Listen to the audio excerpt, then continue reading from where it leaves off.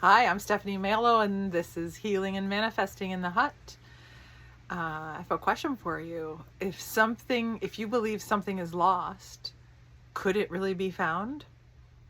Manifesting is about creating our own reality. So if we think something's lost, I would say we likely can't find it in that moment of believing it's lost. Something happened last weekend that is such an awesome story to describe how to manifest. I was on a road trip with my husband, and his band and other bands were touring. So it was really fun. It was about 6 hours from home, and we were stopping along the way, and we were at a farm, an Airbnb on a farm where pigs were running wild and free range, running wild. The pigs could ruin your pants in a hot minute just by snorting up next to you. So sometimes we were on the run from pigs, but I digress. There were goats on the run. There were free range chickens. So at one point, because we were on a farm, one of the multiple vehicles we had parked at the Airbnb asked us to park the vehicle we were traveling in. We were being driven by a friend to park it, which technically blocked the rest of the vehicles in our convoy. Shouldn't be a problem though, because we're all leaving together for the next event. Except for the fact that at one point, the keys to that van that was blocking the rest of the cars went missing. So at first, everyone was calm. Everyone was like, well, we'll find it. It'll turn out. But the more the story was told about who had the keys last and who did what with the keys, I could feel and see the confidence of everyone, including me, decreasing as time was ticking and we needed to leave with no sign of the keys.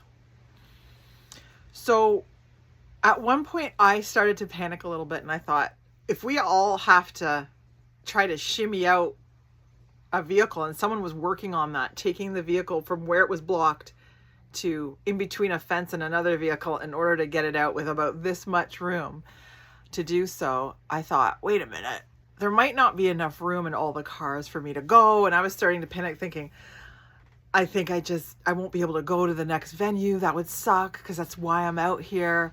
And so I could even feel my own wheels turning on panic. And so I got an idea. Everyone was getting ready to figure out how to go without one vehicle because the keys were lost or considered lost. And all of a sudden I got an idea, and I thought, wait a minute, why don't I raise my vibration, my energetic vibration, and leave the feelings of doubt and panic behind? And why don't I raise my vibration? And I'm being serious. Absolutely. We're diving deeper into energy and manifestation. I asked my spirit team to help. So my spirit team is a group of beings, angels, and such, that I call on for help when I need to sort of lift the veil of my human brain and my human existence. And so I called on my spirit team, and I said, help me find these keys. But then then I let go, because even helping and finding has the energy of loss, that they're already missing, that they're lost, that I need help. And so I thought, I'm asking them for help, then I'm letting go that I've asked for help, and I'm going to raise my vibration above this feeling of fear and vulnerability. And I could even feel that as I raise my vibration. So I think of a happy feeling, a happy thought, a happy memory that has no strings attached to it. And I literally feel myself rising above the muck of the emotions of that day on that farm. And every now and then, as I was looking for the keys, scanning for the keys, I could feel some doubt come in. I could feel the negative voices like, you're crazy, you're a weirdo, you won't be able to find the keys just because you raised your vibration. I was like, okay, what's the alternative? Not finding the keys. Leave me to my belief that my raised vibration will be like a metal detector and will find the keys. So then I started having fun with it. I was almost moving my hand like this, as if my hand was the metal detector.